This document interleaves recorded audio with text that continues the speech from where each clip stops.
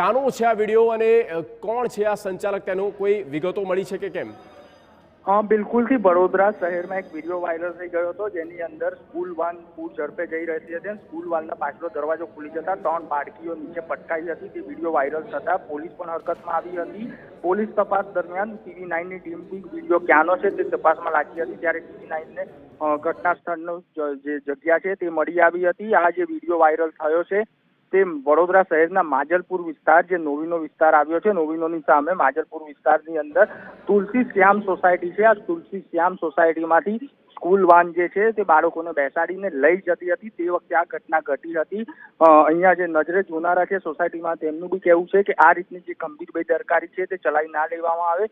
બાળકોના જીવન સાથે ચેડા કરવામાં આવી રહ્યા છે. ત્યારે વડોદરા શહેરમાં થોડાક દિવસ પહેલા જ જે ટ્રાફિક પોલીસ દ્વારા ડ્રાઈવ કરવામાં આવી હતી અને જે સ્કૂલ વાન ચાલકો છે તેમની પર નજર રાખવામાં આવી હતી. પરંતુ કંઈ ને કંઈ કહી શકાય તો જે પોલીસ છે, ટ્રાફિક પોલીસ છે, તેમની બી ગંભીર બેદરકારી કહેવાય. આવી રીતના જયારે ઘટના સામે આવે છે તો એમને જયારે ઝુંબેશ ચલાય તો એ ખાલી દેખાવા પૂરતી ચલાવી હોય તેવા પણ સવાલો ઉઠી રહ્યા છે. બિલકુલ પ્રશાંત, જે આ વ્હીકલ જે ચલાવી રહ્યા હતા ડ્રાઈવર, જે સંચાલકો છે તે કોણ છે અને કઈ સ્કૂલના હતા આ વિદ્યાર્થીઓ, કોઈ વિગતો મળી છે કે કેમ?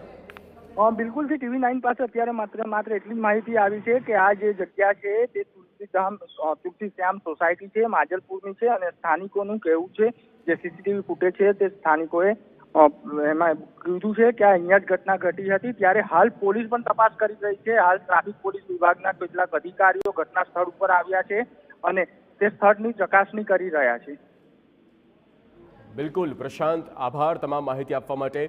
તો સ્કૂલ વાનની આ સ્પષ્ટપણે બેદરકારી સામે આવી છે અને જ્યાં વિદ્યાર્થીઓ સાથે તેમના ભવિષ્યને લઈને, તેમના સ્વાસ્થ્યને લઈને, તમામ બાબતોને લઈને જે પણ પ્રકારની લાપરવાહી દેખાઈ રહી છે તે યોગ્ય નથી. અલગ અલગ આપણે બંને આ તસવીર બતાવી રહ્યા છે, દૃશ્યો બતાવી રહ્યા છે અને એ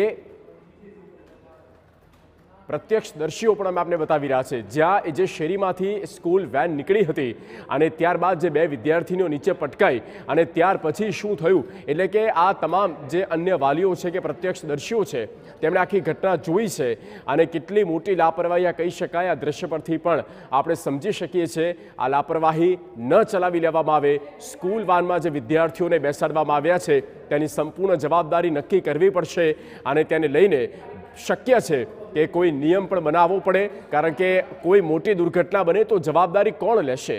શું એ સ્કૂલ લેશે કે પછી જે સ્કૂલ વાનના સંચાલકો છે તે લેશે કે પછી એ એસોસિએશન? આ તમામ પ્રશ્નો થઈ રહ્યા છે. બસ પરમ દિવસની જ વાત છે, 2 દિવસ પહેલાની જ વાત છે ને એટલું ગંભીર લાગ્યું નતું, પણ બધા અહીંયા હતા જોડે તો બધા ત્યાં જઈને બાળકને બચાવી, બધાને પૂછીને અહીંયા બેસાડીને ટ્રીટમેન્ટ થોડું કર્યું હતું, ખોલાઈ ગયું હતું. ઘટના શું બની હતી? એ વેનનો પાછળનો ડોર છે ને ખુલી ગયો અને બાળક પડી ગયું. ખુલ્લો જ હતો કે ના, ખુલ્લો નતો, બંધ હતો. અમે કેમેરામાં જોયું. શું માનો છો નાના બાળકો માટે શું કાળજી રાખવી જોઈએ? કારણ કે આવી રીતે તો ગંભીર બાબત. ના, કાળજી તો રાખવી જોઈએ.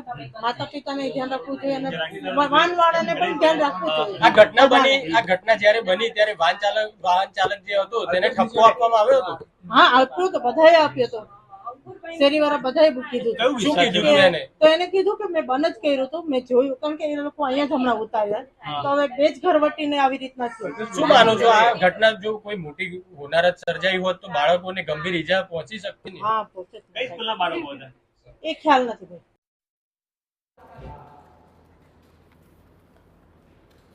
તો સ્કૂલ વાનમાં વિદ્યાર્થીઓ રામ ભરોસે છે તેવું સ્પષ્ટપણે આપણે કહી શકીએ છીએ, કારણ કે કોઈ જ પ્રકારની અહીંયા ગંભીરતા નથી દેખાતી અને ચાલુ વાનમાંથી જ્યાં ગાડી નીકળી રહી છે અને ચાલુ વાનમાંથી પાછળ જે વિદ્યાર્થીનીઓ બેસાડવામાં આવ્યા છે તેમાંથી 2 વિદ્યાર્થીનીઓ નીચે પડે છે.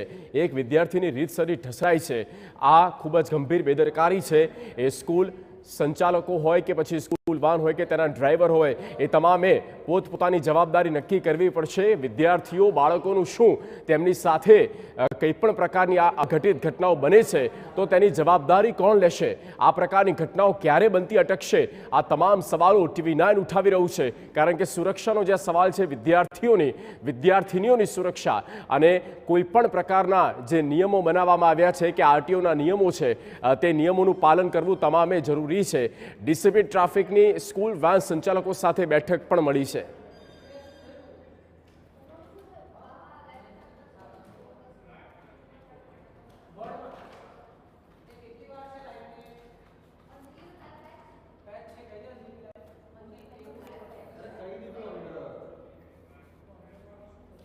ત્યારે વધુ માહિતી સાથે જોડાઈ ચૂક્યા છે સંવાદદાતા વડોદરાથી અંજલિ ઓઝા। અંજલિ, આ જે આખો બનાવ બન્યો છે જેની સ્ક્રીન પર સ્પષ્ટપણે આપણે તમામ દ્રશ્ય ટીવીના દર્શકોને બતાવી રહ્યા છે, આ ચલાવી ન લેવાય, આ પ્રકારની બેદરકારી નહીં ચાલે અને જવાબી કાર્યવાહી કરવી પડશે। એ પછી શાળાના સંચાલકો હોય કે પછી વાહન ચલાવનાર ડ્રાઈવર હોય કે તેમના માલિકો હોય।